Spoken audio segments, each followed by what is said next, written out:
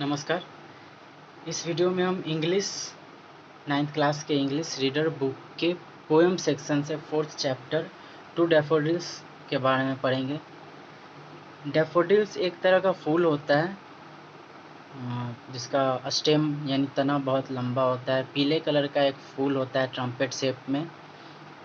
ये जो होता है बहुत ही कम समय के लिए टिकता है। ऐसा होता है कि अगर ये फूल सुबह में खिला है तो ये फूल शाम तक भी नहीं टिकेगा, शाम होने से पहले ही ये मुरझा जाता है ये फूल।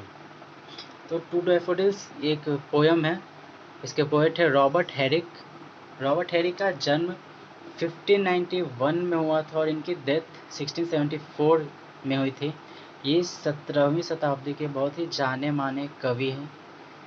His poem have simplicity, lucidity and brevity. मतलब सिंप्लिसिटी मतलब साधारणता, लुसिडिटी और ब्रेविटी मतलब संक्षिप्त रूप से बताते थे, एकदम साफ स्पष्ट रूप से बताते थे। लुसिडिटी मतलब इनके पोएम में बहुत ही स्पष्टवादी रूप रहता था। ब्रेविटी मतलब बहुत ही संक्षेप में बताते थे ये, ठीक। तो this poem to daffodils deals with the perishable nature of daffodils which ultimately suggest the transitory existence of all human beings. ये जो पोयम है ये किस चीज़ को बताता है? पेरिसेबल नेचर मतलब कि नष्ट होने की जो स्थिति, मतलब कि इसका जो नेचर है, नष्ट होने का जो स्वभाव है डैफोडिल्स फूल का, उसके बारे में बताता है, जो कि मिलता जुलता है किससे? इंसानों के अस्तित्व से। वो भी क्या है? ट्रांजिस्टरी है, मतलब कि क्षण भर का है। इंसानों का जो अस्तित्व है, इंसानों की जो जीवन है वो भी क्षण भर का है, वो भी एक टाइम पे आकर ख़त्म हो जाता है। तो फूलों के जीवन को, डैफोडिल्स जो फूल है उसके जीवन के बारे में बताएंगे कि इसका जो जीवन है बहुत ही कम समय के लिए रहता है और ठीक वैसे ही रहता है जैसा कि इंसानों का जीवन है, वो भी बहुत कम समय के लिए रहता है। Nothing is static in this world, मतलब कोई भी चीज़ इस दुनिया में, इस पृथ्वी पे अस्थाई नहीं है। जो आया है वो जाएगा, एक दिन वो नष्ट होना ही है उसको। Marked by a note of sadness the poem has philosophical overtones, मतलब कि कोई भी चीज़ अगर नष्ट होता है तो हमें अच्छा नहीं लगता है, तो वही सैडनेस का मतलब उदासी का नोट लेकर ये पोएम लिखा गया है। पढ़ते हैं। टू डैफोडिल्स मतलब डैफोडिल्स से ये बातें कही गई है। Fair daffodils we weep to see you haste away so soon, मतलब फेयर मतलब सुंदर, मतलब कि फूल की तारीफ करते हुए पोएट बोल रहा है कि तुम जो फूल हो डैफोडिल्स, तुम बहुत ही सुंदर हो, बहुत ही खूबसूरत फूल हो तुम। हम तुम्हें देखने के लिए रोते हैं। You haste away so soon मतलब तुम बहुत ही जल्दी मुरझा जाते हो। As yet the early rising sun has not attained his noon, मतलब कि यहाँ तक कि सुबह सुबह में जो सूरज निकला है वो दोपहर तक भी अभी तक सर पर भी, मतलब कि सर पर कब आता है सूरज? दोपहर के 12 बजे, ठीक। तो अभी सर, मतलब कि अभी जो सूरज है वो अभी तक दोपहर को भी क्रॉस नहीं किया है, लेकिन तुम जो जा चुके हो, मतलब तुम जो फूल हो वो मुरझा चुके हो। तो डैफोडिल्स फूल जो है इसकी प्रकृति यही है कि ये तुरंत 8 से 10 घंटों के अंदर ये तुरंत मुरझा जाता है। वही बोल रहा है पोएट कि तुम बहुत ही सुंदर फूल हो, हम तुम्हें देखने के लिए बहुत इंतज़ार करते हैं, लेकिन तुम तुरंत चले जाते हो। आगे पोएट कहता है stay stay until the hasting day has run, मतलब ठहरो, रुक जाओ जब तक कि ये दिन ख़त्म होता है। कम से कम ये दिन ख़त्म होता है, शाम तक आती है, तब तक रुक जाओ।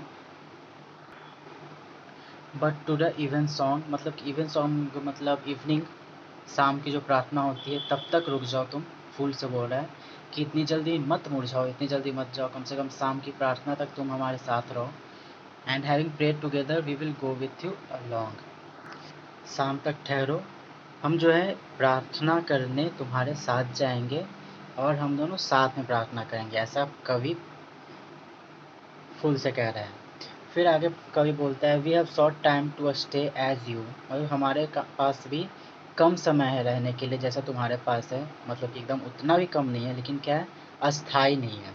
जैसे फूल भी खिलते हैं मुरझा जाते हैं, वैसे इंसान भी जीवित होते हैं मर जाते हैं।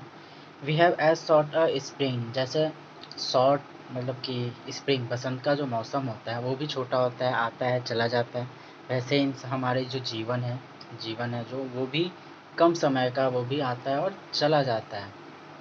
As quick a growth to meet decay as you or anything we die। जैसा ही जल्दी से कोई भी चीज़ बड़ा होता है, बढ़ता है और फिर सड़ जाता है, चाहे वो तुम फूल हो या फिर कुछ भी चीज़ हो, वैसे ही हम इंसान भी मरते हैं, हमारा जीवन भी खत्म होता है, हम भी नष्ट होते हैं। As your hours do and dry away, जैसे जैसे समय बीतता है और तुम सूख जाते हो, मुरझा जाते हो, वैसे ही like to the summer's rain, जैसे गर्मी के मौसम की बरसात बहुत कम देर के लिए रहती है, वैसे ही हम भी बहुत कम देर के लिए हैं। और as the pearls of morning dew, और सुबह की ओस की जो बूंदें रहती है वो सुबह ही दिखती है कुछ समय तक, फिर गायब हो जाती है, never to be found again, और गायब हो जाती है तो फिर अगले सुबह तक नहीं दिखती है। तो वही इस पोएम के द्वारा कवि कहना चाहता है, कोई भी चीज़ इस दुनिया में परमानेंट नहीं है, ठीक। जो भी चीज़ें, चाहे कोई वस्तु हो, कोई भी जीव हो, कोई फूल हो, पौधा हो, पक्षी हो, जानवर हो या हम इंसान हो, सभी लोग आते हैं और जाते हैं, यही कुदरत है। हम सबका जीवन अलग अलग टाइम होता है, मतलब हम सभी को अलग अलग टाइम मिलता है रहने के लिए। फूल कुछ ही टाइम, जैसे ये फूल डैफोडिल कुछ ही टाइम तक जीवित रह सकता है, हम लोग थोड़ा ज़्यादा टाइम तक जीवित रह सकते हैं।